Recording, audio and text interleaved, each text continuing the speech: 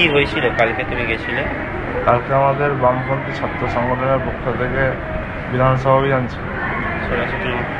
সেই সময় বিধানসভা অভিযানে আমাদেরকে অ্যারেস্ট করেছিল।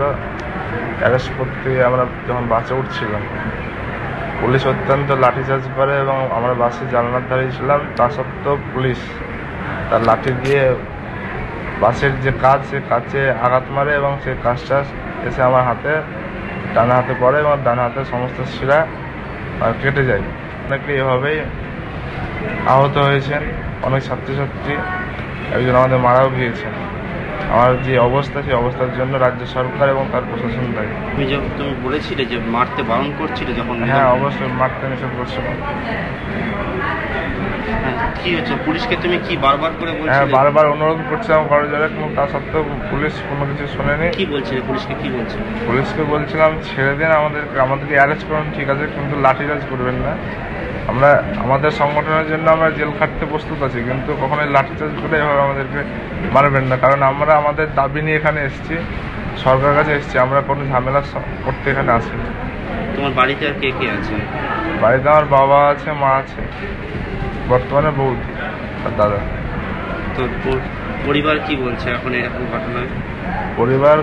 পরিবার যা মানে প্রচণ্ড দুঃখজনক। কারণ এরকম ঘটনা, আমার এই হাতের ভবিষ্যৎ কি আমি ডাক্তার এখনো পর্যন্ত বলতে পারিনি, আমি নিজেও জানি না। কারণ আমার সমস্ত ভবিষ্যৎ এই ডান হাতের মধ্যে দিয়েই চলবে। সেহেতু ডান হাত যদি আমি না পাই, তাহলে আমার ভবিষ্যৎ অন্ধকার। কি বলবে এখন সরকারের কাছে, সে কি আবেদন করবে? তুমি একটা বন্ধুকেও হারালে। আমি একটা বন্ধুকে হারালাম। আমি চাই যে সরকার যেভাবে চলছে, সরকার যেভাবে যেদিন পরিবর্তনের পর যেভাবে এসছে, সেদিন থেকেই আমাদের গোটা রাজ্য জুড়ে যে সন্ত্রাস চলছে, ছাত্রছাত্রীদের ওপর বেশিটাই আক্রমণ চলছে। ঠিক আমরা শুধু সংগঠন করি বলে নয়, আমার সাধারণ ছাত্রছাত্রী হিসেবে আমাদের দাবি দেওয়া ছিল যে গোটা রাজ্যের যে শিক্ষা চলছে, শিক্ষা ব্যবস্থাকে চেঞ্জ করার। কিছুদিন আগে স্কুল সার্ভিস কমিশনের পরীক্ষা হলো, বিশাল গণ্ডগোল। প্লাস আমাদের যে সামনে 31 তারিখ, গত 31শে মার্চ যে প্রাইমারি প্রাথমিক শিক্ষা নিয়োগের যে পরীক্ষা হলো, সেখানে অনেক গণ্ডগোল, পরিমাণ মতো বাস ছিল না, ছাত্রছাত্রী অনেক পরীক্ষা দিতে পারেনি, অনেকে আহত হয়েছিল। সমস্তটার জন্যই রাজ্য সরকার দায়ী, কারণ তার কোনো পরিকল্পনা নেই। বিগত দিনে দেখেছি বামপন্থী সরকার থাকার কারণে এভাবে কোনোদিন এরকম দুর্ঘটনা ঘটেনি। তার জন্য আমরা কালকে হাজির হয়েছিলাম রানী রাসমন্ডি রোডে বিধানসভা অভিযান করতে। সেখানে আমার অবস্থা এরকম, শুধু আমার না, আমার একটা বন্ধু হারিয়েছে আমার বন্ধুকে। তার জন্য আমি নিজে খুব মর্মান্তিক অবস্থায় আছি।